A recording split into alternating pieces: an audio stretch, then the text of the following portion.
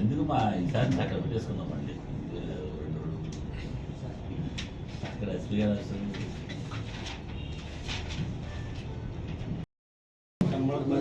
ట్యాక్స్లు అయితే ఏముందండి, కొడతారు మీరు.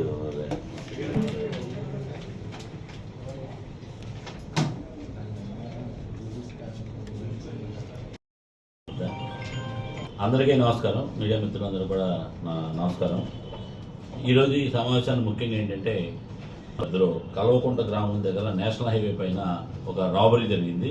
అది మన గత నెల 25వ తారీఖు నాడు జరిగినటువంటి రాబరీ కేసులో దర్యాప్తు నిమిత్తం ముఖ్యంగా ఏంటంటే మా ఛాలెంజ్గా తీసుకున్నాం ఈ కేసులో. ఎందుకంటే హైవే మీద రాబరీ చేయడం అనేది ఏంటని దీని మీద మా ఇన్స్పెక్టర్ విల్సన్ గారు, అదేవిధంగా ఎస్ఐ సుధీర్ గారు, వాళ్ళ టీం మొత్తం కూడా దీన్ని ఒక ఛాలెంజ్గా తీసుకొని ఏం చేసామంటే, టెక్నికల్ ఆధారాల వలన మరియు ఇతర మన రెగ్యులర్ ప్రాసెస్లో ఉన్నటువంటి ఎక్స్ కన్విక్ట్స్ వీళ్ళందరూ చేస్తూ మన రాజమండ్రికి సంబంధించినటువంటి మానుపాటి విజయ్ కుమార్ అతని అనుచరులతోటి ఈ విధంగా హైవేల పైన ఒక టార్చ్ లైట్ తీసుకొచ్చేసి టార్చ్ లైట్ కొడతారు. ఎవరో ఒక వెళ్తుంటే ఇదే విధంగా 25వ తారీఖు నాడు ఈ దేవరపల్లి మండలం చెందినటువంటి శాంతకుమార్ అనే అతను తన భార్య దగ్గరికి వెళ్తుండగా ఈ టార్చ్ లైట్ కొట్టేదానికి అతను ఆగాడు. దాంతో ఆగి ఎవరా అని దగ్గరికి వెళ్ళగానే వీళ్ళు వెంటనే అటాక్ చేసి అతని జేబులో ఉన్నటువంటి సుమారు 10,000 రూపాయల డబ్బులు, ఒక ఉంగరం అది కూడా లాక్కోవడం జరిగింది.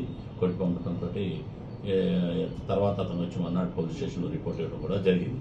దీని మీద మేము ఒక ఛాలెంజ్గా తీసుకొని మా టీం అంతా ఎస్పీ గారి ఆదేశాల మీదకి ఖచ్చితంగా ఎట్లయినా దీన్ని డిటెక్ట్ చేయాలని ఒక సంకల్పంతో మేము దీని పాత ముద్దాయిల్ని, అదేవిధంగా టెక్నికల్ ఆధారాల ప్రకారం దీన్ని దర్యాప్తులో భాగంగా చూస్తే, ఇతను పాత ముద్దాయి అయినటువంటి రాజమండ్రి రాజానగరానికి చెందినటువంటి మానుపాటి విజయ్ కుమార్ అతని అనుచరులతోటి ఈ విధంగా దాడి చేశాడని మాకు ఖచ్చితమైన రూఢి సమాచారం వచ్చింది. దాని మేరకు అతని గురించి కాలుస్తుండగా అతన్ని ఈ రోజు నాడు నిన్న అతన్ని అదుపులోకి తీసుకోవడం జరిగితే, అతను చెప్పడంలో ఏమిటంటే, ఈ హైవే పైనటువంటి చాలామంది ఈ హిజరాలు కానీ ఇలాంటి వాళ్ళందరూ టార్చ్ లైట్ కొట్టడంతో జనాలు అటువైపు రావటం గమనించినట్టు, అతను గతంలో కూడా ఇలాంటివి చేసేవాడు. వీడు తను ఆటో డ్రైవర్గా పైకి కవర్ జాబ్ లాగా ఆటో డ్రైవర్గా ఉంటాడు. ఈ ఆటో వేసుకొని ఈ అనుచరులను ఎక్కించుకొని ఈ విధంగా ఒక రోడ్డు మీద తీసుకొచ్చి తన అనుచరులతో టార్చ్ లైట్ కొట్టడం, ఎవరైనా ఆకర్షణలో ఉందని అతన్ని మీద దాడి చేసి అతని దగ్గర ఉన్న సొమ్ములు లాక్కోవడం. చాలామంది ఏంటంటే ఫిర్యాదు ఇవ్వడానికి దీనికి ధైర్యం చాలామంది కూడా రిపోర్ట్ ఇవ్వడం లేదు. దాంతో అది ఆసరా చేసుకుని ఈ రకమైనటువంటి దొంగతనాలు పాల్పడుతుంటే ఇతను పట్టుకోవడం జరిగింది. ఇతను గతంలో 4 కేసుల మీద ఉన్నాడు. తర్వాత ఇతనితో మేము దర్యాప్తులో భాగంగా ఇతను ఇంట్రాగేట్ చేస్తే, మొన్న 25/10 జరిగినటువంటి దాడి కేసులో ఉన్నటువంటితో పాటు 2 సంవత్సరాల కిందట ఇదే దెందులూరు పోలీస్ స్టేషన్ లిమిట్స్లో కూడా ఇదే విధంగా చేసినటువంటి ఒక అఫెన్స్లో కూడా తను నేరం చేసినట్టుగా చెప్పాడు. ఎందుకంటే తను రాజమండ్రి రాజానగరం వైపు ఉంటే తను ఆనపానాలు తెలుస్తున్నాయని చెప్పేసి నెమ్మదిగా దేవరపల్లి నుంచి ఇటు ముందుకి ఏలూరు వైపుకి, ఇటు దెందులూరు హైవే మీదకి వచ్చి ఈ రకమైనటువంటి నేరాలు పాల్గొంటున్నాడు.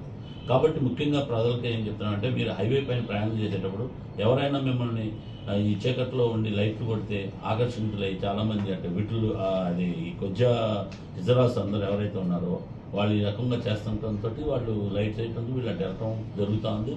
కాబట్టి వీళ్ళు బాధితులు అవుతున్నారు. దాన్ని చెప్పుకోలేక ఈ రకంగా దోపిడీకి గురవుతున్నారు. కాబట్టి ముఖ్యంగా అందరికీ చెప్తున్నాం, పొరపాటును కూడా వెళ్ళండి. దారి దోపిడీలు పాల్గొని చెప్పుకోలేక ఇదవుతున్నారు. కాబట్టి అలా చేయకండి. మేము కూడా ఎవరైనా అటువైపుకి వచ్చి ఈ రకమైనటువంటి ఇజ్రాయలందరితో కూడా మేము సమావేశం పెట్టడం జరిగింది. వాళ్ళు అటువైపు చేయకుండా దీని మీద ఎస్పీ గారు వీళ్ళ కోసం సపరేట్గా కూడా ఒక మీటింగ్ పెట్టడం జరిగింది. వాళ్ళకి ప్రభుత్వం నుంచి రావాల్సిన అన్ని సదుపాయాలు, ముఖ్యంగా వాళ్ళకి ఏదైతే ప్రతి నెల ఇస్తున్నటువంటి పెన్షన్లు కానీ ఇతరత్ర సదుపాయాలన్నీ కూడా వాళ్ళకి కల్పించే విధంగా కూడా ఏర్పాటు చేయడం, వాళ్ళతో మాట్లాడటం కూడా జరిగింది. కాబట్టి ముఖ్యంగా పబ్లిక్ ఎవరైతే ఇలాంటి చెడు వ్యసనాలకు లోనై ఈ లైట్ కొట్టంగానే ఇజ్రాయల్ వైపు వెళ్తున్నారో వాళ్ళు అందరూ కూడా హెచ్చరిస్తున్నాం. పొరపాటున అలా చేస్తే మీ మీద ఖచ్చితంగా చర్యలు తీసుకుంటంతో పాటు మీరు ఇలా దొంగల బారిన దోపిడీకి గురై మీకు చెప్పుకోలేని పరిస్థితిలో ఉన్నారు. ఇదే విధంగా ఈ మానుపాటి విజయ్ కుమార్ ఇప్పటి నుంచి కాదు, గతంలో కూడా ఇదే విధంగా మనకి